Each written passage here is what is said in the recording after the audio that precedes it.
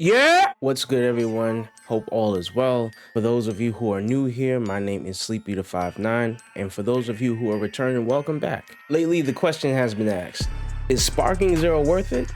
Yeah, it's worth it. Let's cut to the chase. This game is the holy grail of Dragon Ball games, and it's amazing to be alive in a time where every single Dragon Ball fan can immerse themselves in a game like this. Let me elaborate. Dragon Ball Sparking Zero has recently released officially on October 11th, and for those who had the deluxe and ultimate editions, they've had it for about a week now because it came out on October 7th or 8th. Literally all I gotta say is that this game has basically everything a Dragon Ball fan can want and then some for a Tenkaichi / Sparking game. When it first got announced, the world went bananas because it's been about 17 fucking years since the last, and the last one was a masterpiece. So now there's an opportunity now to potentially blow it out of the water with creating the best Dragon Ball game ever, which they did. The Dragon Ball community has more or less been wanting something like this to come out for a very long time. A chance to really relive the moments of the show and also create new moments with other Dragon Ball fans. Of course, you had good titles like Xenoverse, you had Dragon Ball FighterZ, and other past titles that scratched that itch, but it didn't really give you that feeling of immersion in the Dragon Ball universe that this game is giving you right now. So literally from the moment this game was announced to up until the moment it was released, there was no room for mistakes in this development. The previous Dragon Ball games had their strengths and touched different genres in unique ways, but as a Dragon Ball fan, in my opinion, it never gave me the hit that I needed. For example, the Xenoverse series was great in its storyline features, and it used unique ways to bring back and repurpose popular characters from the franchise.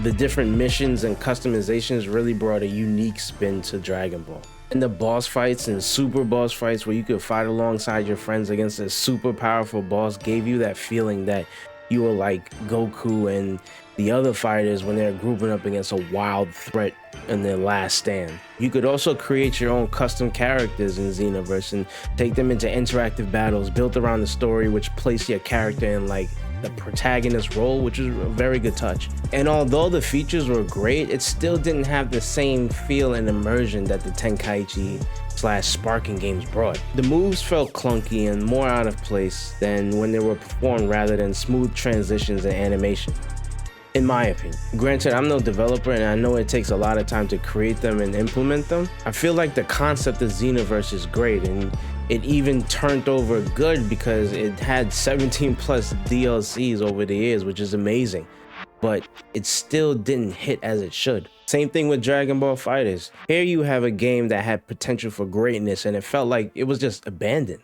In 2018, Dragon Ball FighterZ exploded onto the scene with its 2D/3D 3v3 gameplay style. It was like a mix of Marvel vs. Capcom and the Budokai series. It was amazing. It felt great to play, and also the players from all levels could pick it up and just go to town. It was pointing in the direction of easy for first timers to just pick up and play, but if you wanted to take it serious and go into depth with it and get good at the game, it was there. Not to mention it had really good tournament vibes, and it even went up to like one of the highest platforms, which was like Evo. But after years of okay patches and neglect to nurture the game's development throughout its lifespan, it pretty much became a party game. Degenerate characters ran rampant after almost every patch, and there was like the same meta teams over and over again. High-level players who took to the game like seriously eventually moved on. To be honest, I don't know the current state of the game because I haven't had an urge to play it at all in a very long time. I was the only one out of my friend group to continue playing it solely off the fact that I just love Dragon Ball. Not gonna hold you, I missed the immersion I had as a kid with the Tenkaichi series. So whatever was currently available, I picked up and just stuck with. Through the bad connections, the non-traditional mechanics, and dry periods of content, the Dragon Ball FighterZ was what I had. Even Dragon Ball Z Kakarot that came out in 2020 was the closest thing to it, but it still kind of felt short. Once Sparking Zero was announced, like the fans were excited, the world roared. At the same time, there were also concerns that if this thing was going to deliver like the hype says it would. In order for this game to be successful, it had to have good online netcode, visuals, great gameplay features, the vast roster that Tenkaichi is known for, replayability of the story that we all come to love and know, and then also the immersion. Fans just want that immersion to go back to each and every time that the Tenkaichi series had earlier on with 1, 2, and 3. You had Dragon Ball fans that were willing to play this shit all day long just based off of nostalgia alone. So the success was already determined. The success was already going to be there. It just had to deliver like they were promising. And that was probably everyone's number one concern. If done correctly, this game would be like number one on every platform for its genre.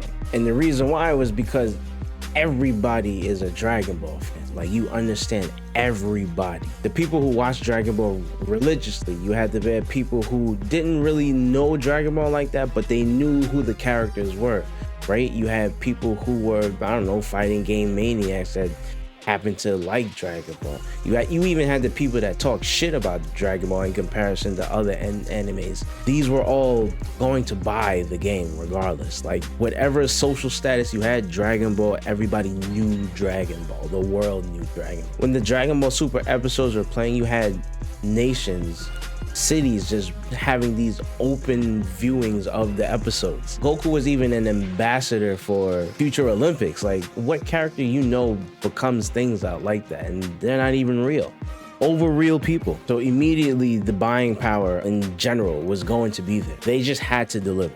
That's it. And I really liked how they managed everything up until the release of Dragon Ball Sparking Zero. With every trailer, every demo, every sneak peek that we got up until the game's release, you could see the level of improvement from graphics, making everything seem true to the anime, unique features that were showcased. Like, it was all good. Like, it looked like it was going to service the fans and then give the fans extra on top of what they wanted. The excitement actually grew because of the improvement seen in each update.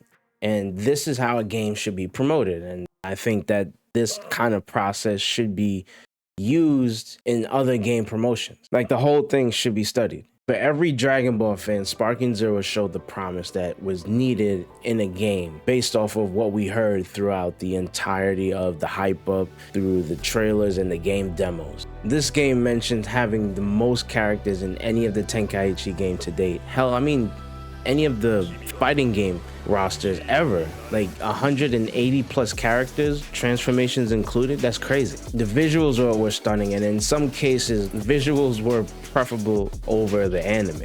Like, if you look at the comparison, they even took the customization option that fans have been asking for forever.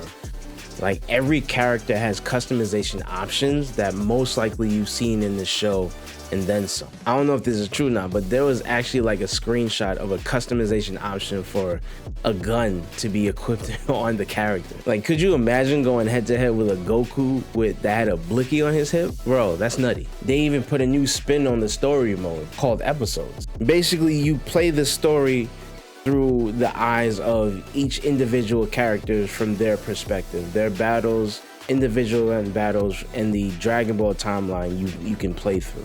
And then at times you have options to deviate from the normal story and then go into what if scenarios when wild things would happen. Not going to give any spoilers, but play it yourself and you'll see. And then along with that, you have custom episodes or custom battles. With custom battles, you can pretty much make your own scenarios, your own what if battles, and then you can put it online for other players to play, and you can rewatch them play through it. That's amazing. That's like the Super Mario world building game, but with a Dragon Ball twist. Basically what it is. You could create your own boss battles that had control over their introduction, what they said to each other, their actions. You can even control the battle condition. You can even control the transition and so forth, the outro, the narration, everything. Like, you had full control over what happened in that scenario. You want to create the hardest boss fight ever? Go right ahead. You want to create funny scenarios or a what if battle the community vote for? Yo, the sky is the limit, my guy. And the battle mechanics aren't too shabby either. From the looks of it, it has more depth than it appears. There are many different ways to attack, and then of those attacks, there are many different defensive options as well. So if you're a newcomer and you want to pick up the game and play in MASH, you could definitely do that. Or if you want to become a advanced player and take the time and learn the in-depth gameplay or the in-depth like situations of the game, you can do that. And then with the characters, you also had unique features and abilities that you can see in the gameplay that can turn the tide of a battle, or even you can see the effect of them in the battle itself. And you also have like unique moves based on which characters are matched up based on the show. Like for example, the grab that Broly used in the Super movie against Super Saiyan God Goku and rammed his face all across the mountain, that's in the game. But that grab only happens when he's in the battle with Super Saiyan God Goku. No other character gets that treatment. So like things out like that will give you a nice nostalgic immersion feel for the game, and you can tell that it's been catered to Dragon Ball fans to relive and enjoy time and time again. And most importantly, the online gameplay is surprisingly smooth. I haven't had issues loading up to play online and also connecting with other players for matches. I haven't really had an issue. A great game can be hindered with terrible online connectivity, and this game seems to be doing that well so far. The only gripes I have of this game is maybe the character selection. There were a few important characters from the previous Tenkaichi games that I think shouldn't have been left out, or maybe they'll come back in DLC, who knows? And also crossplay. I think crossplay would work great in a game like that. But I'm sure that they have their reasons for not adding it. Maybe they'll add it later on, but who knows? But these are just minor gripes that I have. If you had any gripes on the game, just put it in the comment section. I want to see what you guys have to say. Dragon Ball Sparking Zero is the perfect example of fan service put into a game that followed through on its promises, providing the fans with nostalgia, immersion, and a way to enjoy the story that we all love and knew, with a few new twists and turns that give us the ability of replayability, and then also giving us further power over like creating new scenarios that we can share with our friends in the community and enjoy, giving us way more replayability than we bargained for. A huge roster of characters and then customization outfits on them based on what they've worn throughout the series that we've been asking for forever. Pretty good battle mechanics, you know, good for easy to pick up, and also veteran players who wants to take it in depth and get a little serious about it. And a smooth online presence, online connectivity. So the question is Dragon Ball Sparking Zero worth it? Again, yes, 100 times yes. I would definitely encourage somebody to buy this game and play it and enjoy Dragon Ball for what it is. I mean, with that being said, I have nothing more to say about this game other than it's fantastic. But try it out. That is all the time I have for today. I hope you enjoyed this video and understand where I'm coming from. And if you can, please like, subscribe, and comment below what you like or what you dislike about Dragon Ball Sparking Zero. Are you gonna buy it? I mean, I hope so. If not, that's cool too. I'll see you guys in the next video.